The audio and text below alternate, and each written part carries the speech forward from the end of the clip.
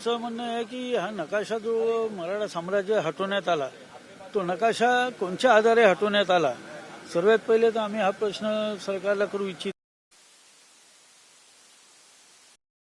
होता. 9 ऑगस्ट 2025ला त्यावेळेस मी अभिनंदन बी केलं होतं आणि मी त्यांना सांगितलं होतं की राजस्थानमध्ये काय अशा घडामोडी चालू आहेत की याला विरोध करण्याच्या अशा मी सूचना सुद्धा त्यावेळेस केल्या होत्या. पण त्याच्यावर काही या लोकांनी लक्ष दिलं नाही आणि तो नकाशा त्या राजस्थानच्या काही लोकांच्या ऑब्जेक्शनमुळं तो हटवण्यात आला. आम्ही त्यांना जे तथ्य दिलेले आहेत ते 1752 अनुसार जैसलमेरच्या आधिपत्य मराठ्यांच्या आधिपत्याखाली जैसलमेर होतं.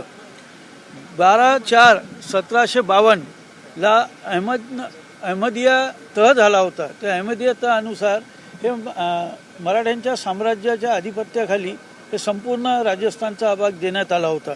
त्यानंतर 1760मध्ये ब्रिटिशचा नकाशा आहे त्या नकाशामध्ये बी त्यावेळेस हा संपूर्ण नकाशा मराठा आधिपत्याखाली हा दाखवण्यात आला होता. 1822मध्ये ब्रिटिश अधिकाऱ्यांनी बी जेव्हा इथून ते गेले त्यावेळेस त्याचा पूर्ण उल्लेख त्यामध्ये केलेला आहे.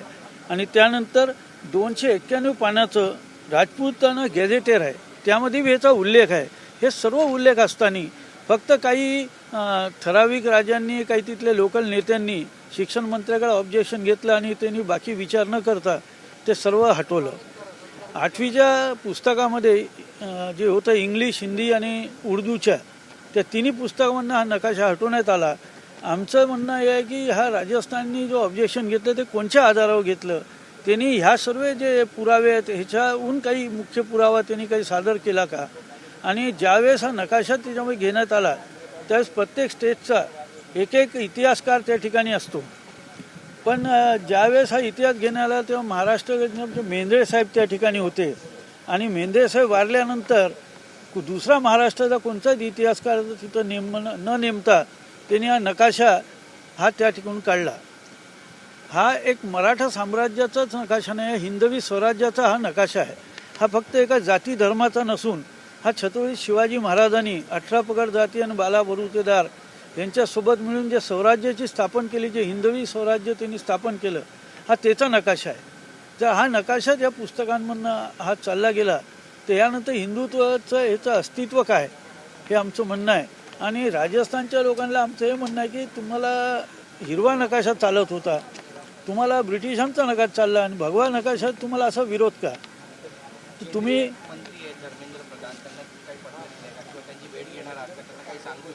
आम्ही मुख्यमंत्र्यांना म्हणजे पंतप्रधान साहेबांना आम्ही पत्र दिलं, केंद्रीय मंत्री आपल्या शिक्षण मंत्र्यांना आम्ही पत्र दिलं प्रधान साहेबाला आणि महाराष्ट्राच्या मुख्यमंत्र्यांना आम्ही त्या संदर्भात कळवलं. महाराष्ट्र शिक्षण मंत्र्यांना भुसे साहेबांना आम्ही कळवलं आणि त्या संदर्भात आम्ही कळवल्यानंतर त्यांनी आम्हाला विश्वास दिला की आम्ही ते करू. पण त्यानंतर बी हिंदीमधनं बी ते जे वाचलं होतं ते बी नंतर काढण्यात आलं. त्यासाठी आम्ही जनहित याचिका 4 मेला आम्ही मुंबई उच्च न्यायालयात आमचे गायकवाड ॲडव्होकेट गायकवाड साहेबांच्या मार्फत आम्ही सगळे त्याच्यामध्ये आहे. म्हणजे हे जाधवराव परिवारांचे जिजामातेच्या परिवारामध्ये शिवाजीराजे जाधवराव आहेत, हे पवार साहेब आहेत आणि आम्ही सगळे भरपूर लोक आहेत. आमचे काही युवा साथी आहेत, मालू सरे साहेबांच्या ह्याच्यामध्ये आहेत, आमचे मोहिते सर नवबत मोहिते साहेबांच्या परिवारातले आमचे सर्व यंग पुरी टीम ह्या कामाला आमची लागलेली आहे. त्यामध्ये ऋषिकेश, कदम, निकम हे सगळे सहकारी आणि या माहितीच्या आधारे आम्ही सर्व जेव्हा गोळा केलं तेव्हा हे हेतुपुरस्पर हा नकाशा हटवण्यात आला असं आमच्या लक्षात आलेलं आहे. मराठा समाजावर जाणीवपूर्वक सरकारकडून अन्याय केला जातो, मग केंद्र सरकार असेल किंवा महाराष्ट्र सरकार असेल. आमचं म्हणणं तेच आहे की मराठा समाजावर कुठं ना कुठं अन्याय करण्याचा प्रयत्न आहे.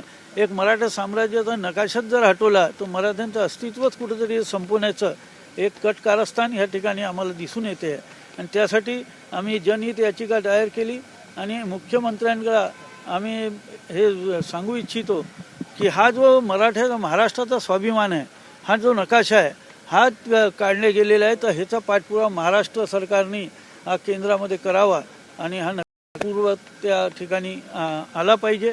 हा नकाशा फार छोटा आहे त्या हिशोबाने, ह्याच्यामध्ये तर अटक ते कटकमध्ये मग बंगाल वगैरे सर्व त्या ठिकाणी येतो. पण जो आहे कमीत कमी तो नकाशा बी पूर्वत केला तरी मराठा हिंदू साम्राज्याचा एक मोठा इतिहास हा लोकांसमोर आहे. मुळात पुढचं पाऊल नेमकं काय असणार आहे? मुळात हा नकाशा अगोदरचा जो नकाशा होता तोच कमी आहे असं आम्हाला आमचं मत आहे. म्हणजे बंगाल वगैरे त्याच्यामध्ये नाही आहे. तर बंगालला ऑलरेडी आपण जे जगन्नाथपुरीचं मंदिर असेल, ओडिसाचं मंदिर असेल किंवा बंगालचा नवाब होता किंवा इंग्रजांना हरवण्याचं काम त्या काळामध्ये भोसलेंनी त्या ठिकाणी जाऊन केलेलं आहे. आणि त्यांच्या धाकानं मराठा क्रॅक नावाची एक दरी त्या ठिकाणी त्यांनी टाकलेली आहे. तर अशा पद्धतीनं जर समजा एवढं मोठं साम्राज्य असताना त्याला झाकून ठेवण्याचं काम जर आपण करत असेल तर त्याच्या विरोधात तिथं आता आम्ही कोर्टामध्ये गेलेलो आहोत आणि भविष्यामध्ये जन आंदोलन आम्ही करणार आहोत. आज आम्ही आता हे निवेदन या ठिकाणी मंत्री महोदय येतील भोयर साहेब, त्यानंतर आम्ही मुख्यमंत्र्यांना हे निवेदन त्यांनाच आम्ही हे निवेदन त्यांच्याकडे सुप्रत करू असं आमचं आज इथं हे आहे. आणि आमची मागणी आम्ही महाराष्ट्र शासनावरून पोहोचवून ते पुढील आम्हाला काय हे करतात त्यावर, नाही तर मग यानंतर आमच्या आंदोलनाचं एक वेगळं तीव्र रूप पूर्ण महाराष्ट्रामध्ये आपल्याला बघायला मिळेल.